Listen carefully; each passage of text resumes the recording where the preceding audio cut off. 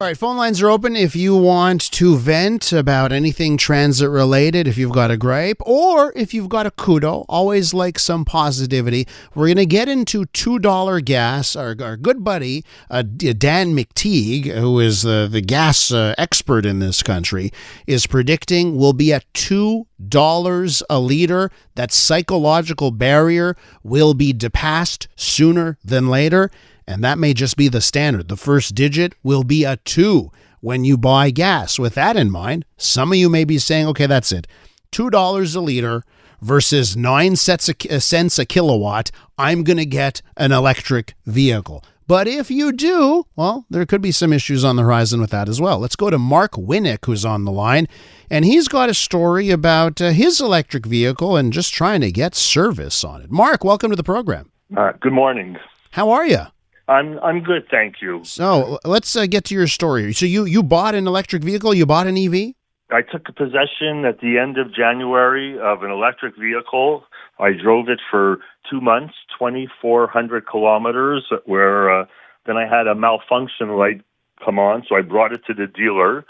And after having them look at it and saying it was fixed, I went to pick it up. I went 50 feet, and then the malfunction light came on. Wow. And they took it back and said they had to fly in parts from Japan. It would be in at the end of April, beginning of May, only to find out towards the end of April that the parts are only going to be available June 25th.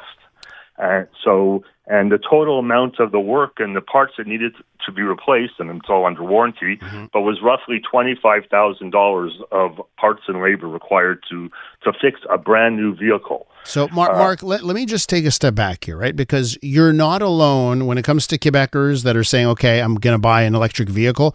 We have the stats in year over year. It pretty much doubled in Quebec. The number of people that bought an electric car 2022 versus 2023, it's quite tremendous. I should point out gas car sales are also doing quite well. We just have a lot of cars in general on the road.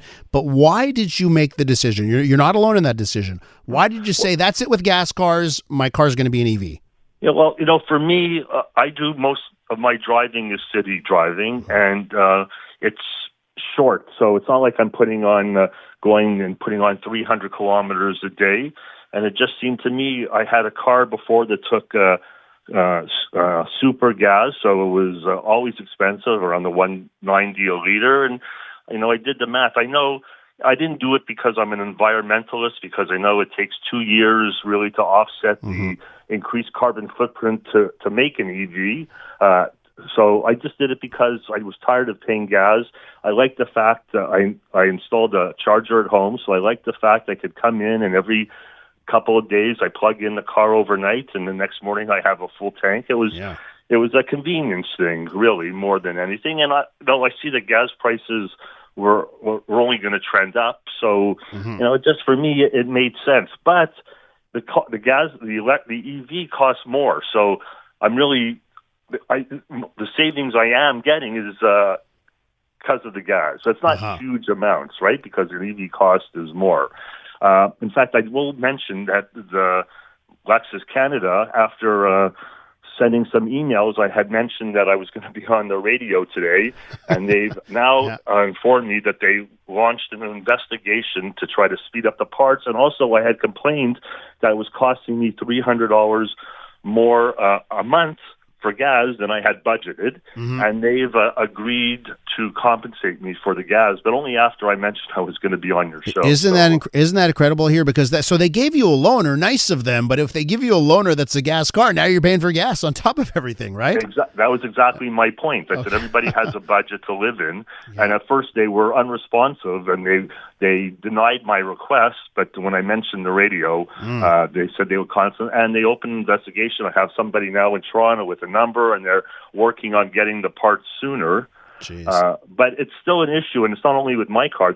I was told by the service manager that they have several cars with similar problems, and then reading on blogs that this is a kind of a common problem. I didn't do I have to say I didn't do my research. I liked the car. I drove it. It drove great. It was everything I wanted in a car. But if I would have done research, I would have made a different choice. Well, Mark, listen, I'm happy that you're getting some satisfaction at the end of the day, but I think it is a story. Like, there are a lot of manufacturers, they're making their first electric vehicles ever, and sometimes those parts are not easy to come by. Do you regret going EV at this point, Mark? Or? No, maybe I regret the EV that I chose, but I still, I mean, from just the drive, it's just a quieter. It's so quiet that it's. I mean, it's just a different drive from driving gas. I really enjoy it, and it makes the driving a little more pleasurable. So I don't regret the choice, but I just regret the model. Mark, listen, thanks for telling us your story. I do appreciate it, and I hope you get your vehicle fixed sooner than later. Thanks so much. Thank you very much. Mark Winneck right there.